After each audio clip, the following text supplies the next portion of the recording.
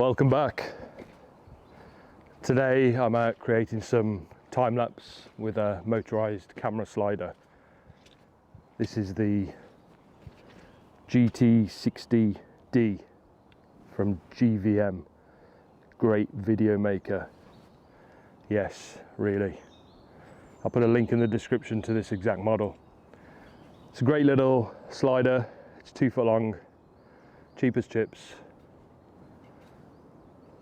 Lightweight, smooth. It's done me quite well over the past couple of years. I use it for establishing shots around trees and rocks. I even took it up into the mountains a couple of times. But I also use it for time lapse. It does that really well. So today I'm going to share some tips and tricks, show you how it's done. The first thing to get right is the setup. For me today, it's gonna be with the slider on the ground, with a wide angle lens, looking up at these 4 stones. I'll start behind this one, slide out to reveal the one on the back there. There are a few ways to do this. I've made a overview video, a bit of a review of the slider in the past. I'll put a link to that in the description. But it has tripod attachment points in various places, and those can be used to get weird and wacky with the angles, inclines and declines. But for me today, it's going to be firmly on the ground looking up. Things to make sure you get right here are that the feet are all touching the ground and the carriage moves smoothly without any of the feet lifting. Also check that the carriage and the belt are not fouling on the ground. Nothing's getting caught up in the motor. And that the belt is of a decent tightness. These are cheap, flimsy belts and they go slack after a while. It's easy to adjust them. On this one, just a few screws, tighten it up and re-secure it. So with that firm set up, move on to the camera. For the best results here, you'll want to be in full manual mode, manual ISO, manual shutter speed, manual aperture, manual white balance, manual focus. You'll want any in-body image stabilization or in-lens stabilization turned off. You want to be in RAW files because we're professionals, and you'll want to be in 16:9 because it's the 21st century. Time-lapse basics, but you'll probably also want to be in silent shooting mode or electronic shutter mode, just to keep the wear and tear down on your camera. Doing time-lapse with many hundreds and thousands or tens of thousands of images just stops your shutter from wearing out. You'll also need a shutter release cable specific to your camera.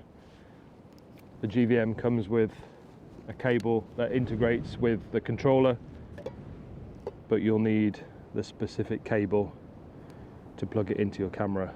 In my case, it's a mini USB going into a Sony A7 III. Next up, slider settings. The controller comes with a built-in intervalometer and it connects to the slider with this cable. Once in, you just want to make sure your cables are tight enough that they're not going to snag as it does its thing. And then you turn it on with the camera on the left side for this particular shot and delve deep into the weird and wacky GVM camera settings. They've made a right bodge of this, in my opinion. It has a time-lapse mode, but it's far from clear. I think it's some dodgy Chinese translation gone wrong. Basically, in time-lapse mode, what they call interval is not interval. It's more of a carriage moving time. What they call time-lapse is shutter interval, and what they call stop time is carriage stop time. I'll make a bit more of a detailed write-up in the description, and I'll also make a blog post on my website. But interval is carriage moving time, time-lapse is shutter interval, and stop time is carriage stop time.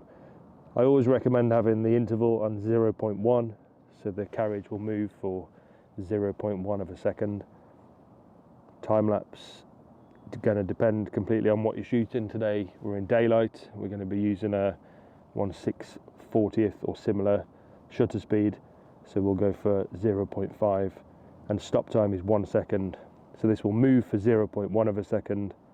In half a second it will take a shot, and at 1 second it will move on and repeat it all over again.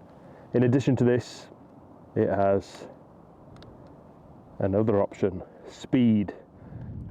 Speed is from 0 to 100, and the way I think about it is we've set the interval, so we know that each shot that it captures will be 0.1 is what I recommend, and during that time, 0.1 second of movement, you can adjust the speed from 0 to 100.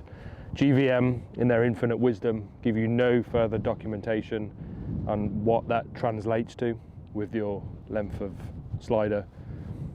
You don't know how many shots it's going to take, you don't know how long in distance it's going to run for.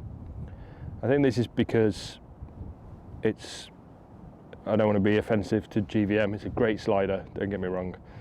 So there are a few reasons for it. One of them, to be honest, is probably that the stepper motor is quite cheap. The belt is cheap and it moves, and it's difficult to guarantee limits, but there's no documentation on it, so you need to work it out yourself.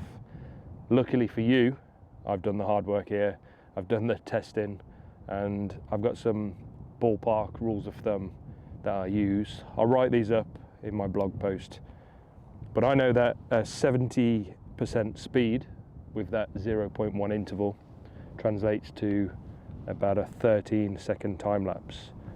I like 12-second time lapses at 25p. I shoot at 25p for UK and European use.